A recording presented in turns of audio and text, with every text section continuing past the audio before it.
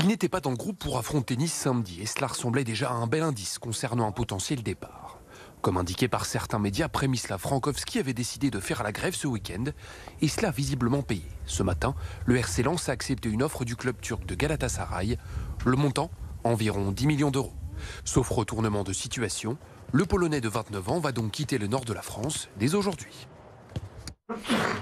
Au final, 10 millions d'euros, une vente à peu près de 10 millions d'euros d'un Przemysław Frankowski. Un joueur qui s'était mis en grève, donc que tu peux difficilement retenir. Vous en pensez quoi justement de ce départ? C'était soudain, vous ne le voyez pas arriver? Je me demande s'il s'est vraiment mis en grève en fait. Enfin... il n'était pas dans le groupe, c'est Will Steele qui avait dit qu'il n'était pas dans un état mentalement pour se déplacer et disputer le match face à Nice. Oui, après, vu que la communication est vraiment pas claire depuis le départ, je me demande si le club, parce qu'on sait tous que les clubs ils connaissent certains journalistes, alors est-ce que le club a pas dit Tu penses qu'ils auraient voulu faire monter, essayer de faire monter les enchères? Frankowski, si on lui propose 2 millions par an, je comprends qu'il a envie de partir, mais après 4 années passées chez nous, il aurait pu avoir un final à la Smisser ou... C'est la méthode qui dérange en fait, la façon dont il part un peu du jour au lendemain. C'est le football moderne, mais c'est dommage alors qu'il lui restait 3 mois à faire et il partait cet été. Mais le problème, c'est peut-être que souligne Alexandre Julien, c'est peut-être la communication autour du mercato. Tu as Will Steele, après la rencontre, qui dit Frankowski ne partira pas. C'est un nouveau rebondissement. On parlait du cas Sophie avec Ryan, Danso aussi. Est-ce que c'est pas ça le problème? Il est au courant de rien dans l'histoire. Tu te dis, ton entraîneur, il balance que ton joueur part pas. Et le lendemain, tu apprends qu'il s'en va quand même. Donc, et en plus, Will Steele précise, c'est les informations que j'ai reçues de la direction. Du coup, tu fais quel bilan? Déjà, on a parlé du mercato, mais dans le sens des départs, tu perds ton gardien titulaire et capitaine, tu perds 2 titulaires en défense centrale, tu perds ton latéral droit, sachant que ta solution, c'est Aguilar, et qui est souvent blessé, il revient doucement de blessure. On a assuré la chute des droits TV, quoi, mais sportivement, on a dit adieu à la course à l'Europe, enfin pour moi. Julien, tu penses qu'il n'y a plus d'ambition sportive à Lens? Là, ça va être compliqué. On n'y arrive pas face aux équipes face à nous. On est à notre place et plutôt bien classé, j'ai envie de dire, vu toutes les péripéties de la saison, même si on a fait une première partie de saison avec quand même la plupart des joueurs qui sont partis durant cet été.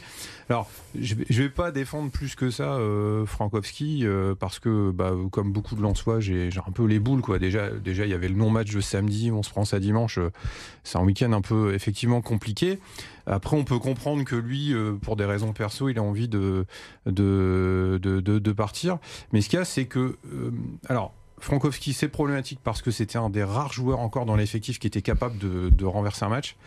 Et derrière, le truc, c'est que finalement, il décide de partir. Mais est-ce que lui, en ayant vu tous les autres partir durant le mercato, est-ce que finalement il s'est pas dit moi aussi je vais pas rester, puisque visiblement il a des doutes aussi sur l'ambition? Il aurait pu partir quand le mercato était encore ouvert. À la limite, tu vois qu'on est le... Mais peut-être qu'il n'avait pas l'offre de Galatasaray à ce moment-là. On ne sait pas non plus ce qui s'est passé. Après, c'est compliqué avec ces mercatos un peu décalés, parce que effectivement les Turcs peuvent continuer à acheter là où nous on peut plus se retourner.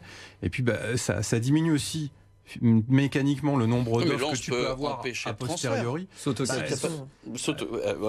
Il a joué ce week-end à Nice, mais est-ce que tu peux retenir un joueur qui a envie de partir manifestement quand tu n'as pas de solution? Alors, est-ce qu'il a fait grève, est-ce qu'il n'y a pas grève? Effectivement, avec tout ce qu'on entend en com, on peut avoir des doutes sur la véracité des faits, mais en tout cas, on le voit quand même, c'est compliqué d'aller au bras de fer avec un joueur qui a décidé de partir. Et ça reste 10 millions. Et ça reste 10 millions, donc plus dans les poches des Lensois, qui effectivement ont beaucoup vendu cet hiver, mais on continuera de se poser la question, et on verra ça à la fin de la saison, sur les ambitions européennes. En tout cas, au classement, Lens qui est donc toujours à 33 points, qui se retrouve 7e à égalité avec Lyon. 2 points devant, on a Lille qui retombe à la 5e place, 35 unités, c'est-à-dire à 8 points du 2e Marseille. Si on regarde le calendrier maintenant, on voit que ce week-end, Lens reçoit Strasbourg, ce sera sans Médina, donc le coup d'envoi dimanche à 17h15, et Lille qui sera à Rennes dimanche à 20h45.